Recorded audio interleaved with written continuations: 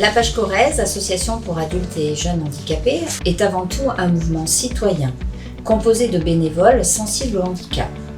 Nous militons pour une société inclusive. Notre action s'appuie sur des valeurs fortes, telles que la laïcité, la primauté de la personne, l'engagement citoyen et l'autodétermination. Au-delà de cet engagement, la Page Corrèze, c'est aussi une association gestionnaire d'établissements médico-sociaux.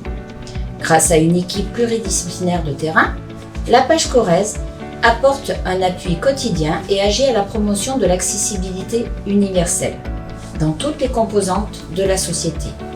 École, loisirs, logement, mais également l'insertion professionnelle en milieu ordinaire, qui est la mission première du dispositif emploi accompagné porté par la Page Corrèze.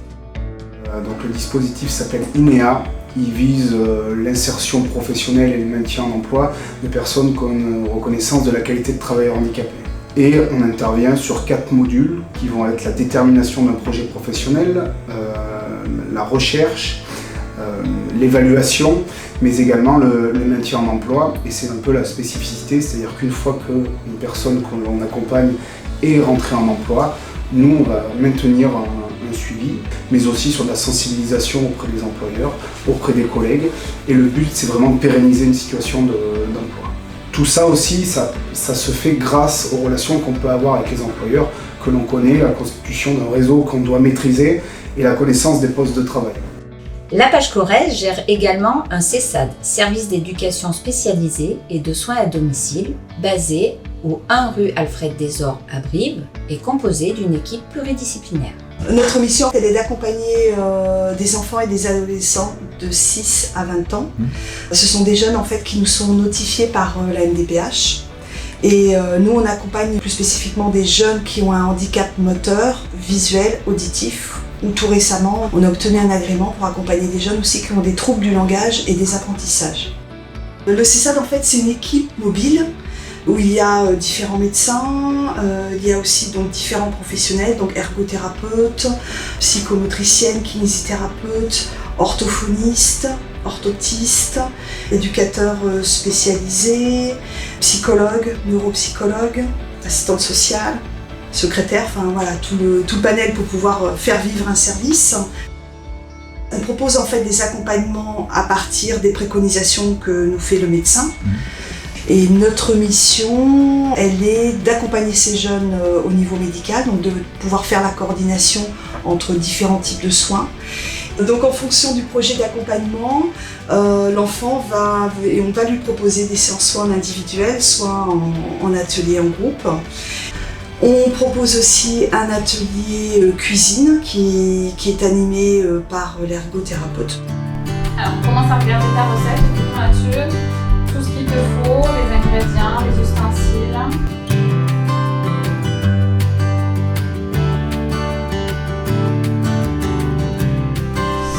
Alors du coup, on travaille avec Mathieu sur l'atelier cuisine pour divers objectifs. L'intérêt de la cuisine, c'est que ça nous permet de travailler tout ce qui est la planification, donc l'organisation de l'activité. Là, on peut le voir, ça sollicite plein de compétences. Toute la partie motricité, et puis l'aspect sympathique de la cuisine.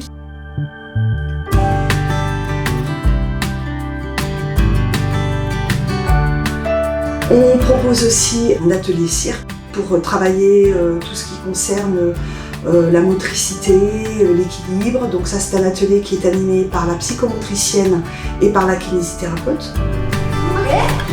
Et de m'atelier, vous l'avez tous déjà fait. Des fois, ça fait encore un peu. Et c'est une spécificité du CESAD parce que c'est vrai qu'habituellement, lorsqu'on consulte un kinésithérapeute, une psychomotricienne ou autre, ils ont leur cabinet, tout leur matériel est à disposition sur leur cabinet. Et là, en l'occurrence, il faut s'équiper de différentes choses pour pouvoir préparer et faire des séances avec les enfants. Donc c'est vrai que les professionnels partent le matin souvent bien chargés, puisque souvent ils essayent d'avoir quand même un itinéraire cohérent. Donc ils font plusieurs accompagnements sur la Haute-Corrèze, alors soit au domicile, soit dans les écoles. On se rend souvent quand même sur l'école puisque c'est là où l'enfant est présent sur la journée. À domicile, tout allait bien. À l'école, ça allait, même s'il y avait des baisses de régime par rapport à ces difficultés. Sur la commune de Brive, on a tous les enfants qui sont en situation de handicap maintenant sont dans les classes ordinaires dans les différentes écoles de Brive, avec des AESH pour la plupart. Et donc de ce fait, les enfants handicapés sensoriels et moteurs reçoivent à leur propre école tous les thérapeutes qui viennent les aider. Le plateau technique vient à eux finalement. C'est ça la différence. Nos éducateurs spécialisés veillent aussi à ce que l'enfant, lorsqu'il entre dans l'adolescence, qu'il puisse commencer à avoir une certaine autonomie. Donc il y a tout ce travail-là d'abord de repérage qui se fait dans leur environnement extérieur, en centre-ville, comment on se déplace en centre-ville, à quoi on doit faire attention. Il va jusqu'à la place du 14 juillet à Brive, et ça c'est les arrêts en fait.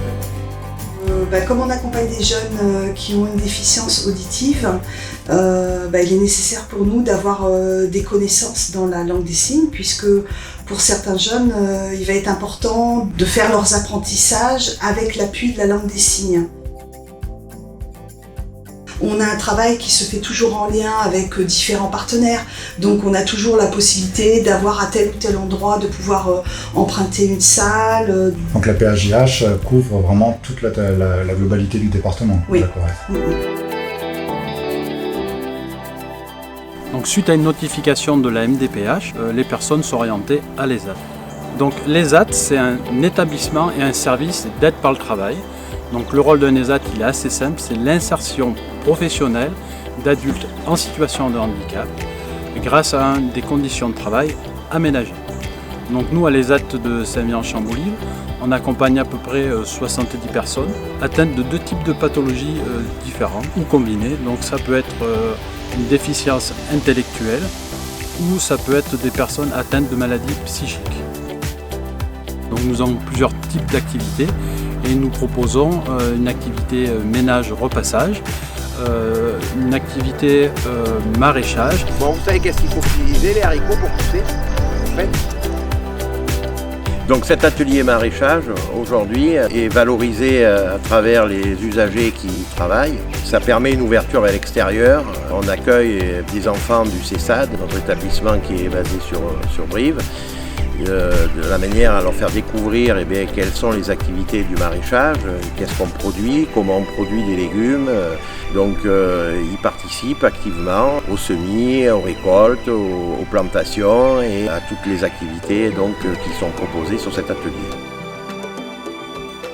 Ensuite, cet atelier permet d'ouvrir également à la vente de nos produits, puisqu'il faut bien valoriser les produits que l'on fait. Les clients viennent à l'ESAT chercher des légumes.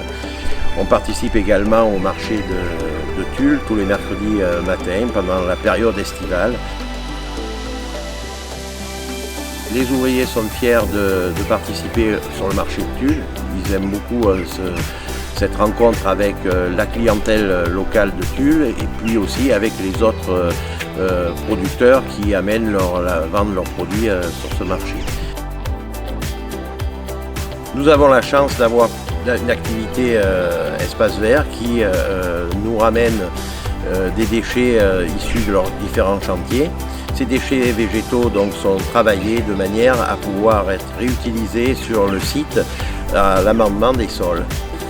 Donc les espaces verts sont notre activité principale et donc je vais vous décrire un petit peu le déroulement d'une journée type à l'ESAT.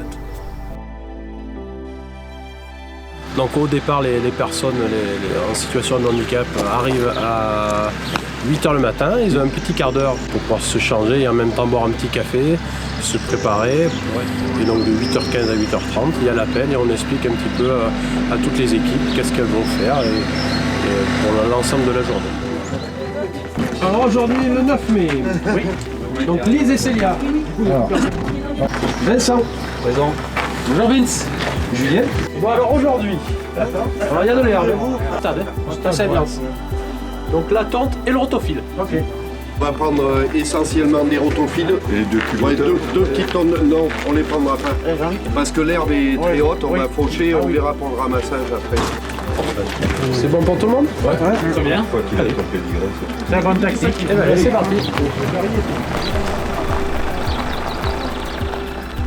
Donc là, on a pas mal de gros chantiers actuellement. Et là, on va faire la tonte des stades de foot de Saint-Viance. C'est une grosse tonte. On a pas mal de gros chantiers avec évacuation d'herbe et de tonte. D'accord.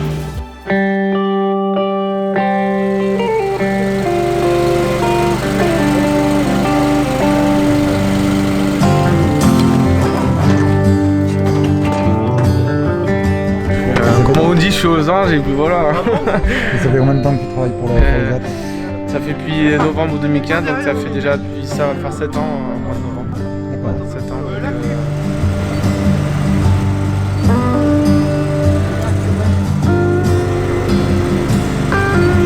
Regarde, tu vois ce que je fais là? Tu vois, regarde le club. Voilà. Alors si tu essaies de tracer droit avec ça pour faire le stade d'honneur, c'est même pas la peine. La plupart du temps, on essaye de tourner. Ouais, voilà. Un roulement. Après, les machines, il y en a plusieurs. Il y en a certains qui ont plus de facilité. On essaie d'apprendre à tout le monde. Il y a toujours de la formation en cours. Interne, ouais. Et interne. Ça fait 4 ans que je suis là. Ouais. Voilà. Et je suis arrivé ici parce que j'ai eu un accident de voiture en fait. D'accord. En 2013. Donc suite à ça, j'ai été handicapé et du coup j'ai trouvé cette place-là. C'est varié. Un coup on tond, un coup on fait du fauchage, on fait du bêchage, on fait des créations, tout ça. Donc non, c'est bien. On fait même des mises à disposition où on va dans des entreprises style Bedina, voilà, de la réparation de palettes.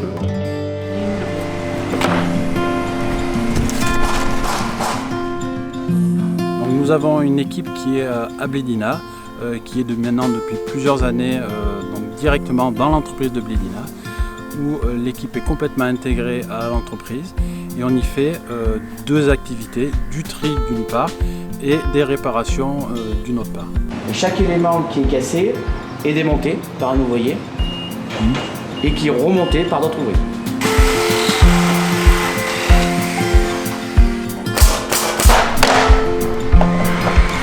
Vous aimez ce que vous faites? Ouais, je fais un coup je vais au tri, un coup je vais à repasse. Ah, tu fais les deux toi? Ouais, d'accord. Ludo, c'est oui. Et ça fait longtemps que tu es chez Blédina, Voilà, ici, à l'ESAT? 25 ou 30. C'est Ludovic le plus ancien. Donc nous faisons aussi des mises à disposition dans des petites entreprises, comme l'entreprise Gargamiel à La Sac. Donc il nous faut appel quand ils ont une surcroît d'activité sur des prestations ponctuelles avec des périodes assez courtes où là on intervient directement dans l'entreprise pour les épauler à ce moment-là.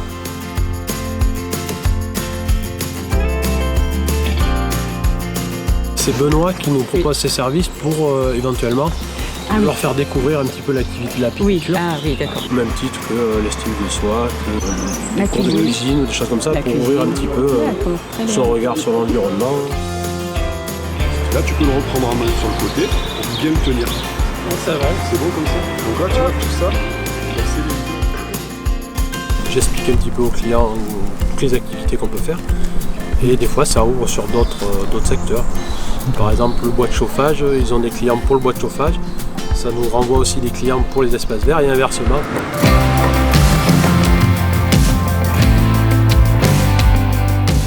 Alors au départ, les personnes accompagnées de l'ESAT étaient mises à disposition donc, chez l'ancien propriétaire de l'activité bois de chauffage qui est à Trégnac.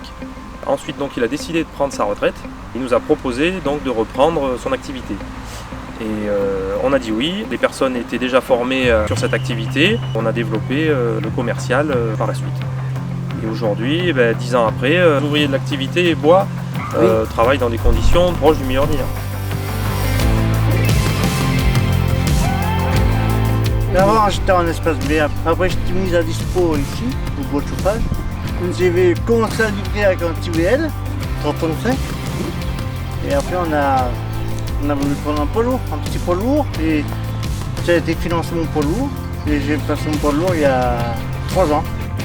Je fais de mon mieux, on va dire. Mais j'aime bien. Ce Ce qu'il y a d'intéressant avec le handicap, c'est simple, on peut parler de tous les projets, tout ce qu'on peut monter, tout ce qu'on peut envisager.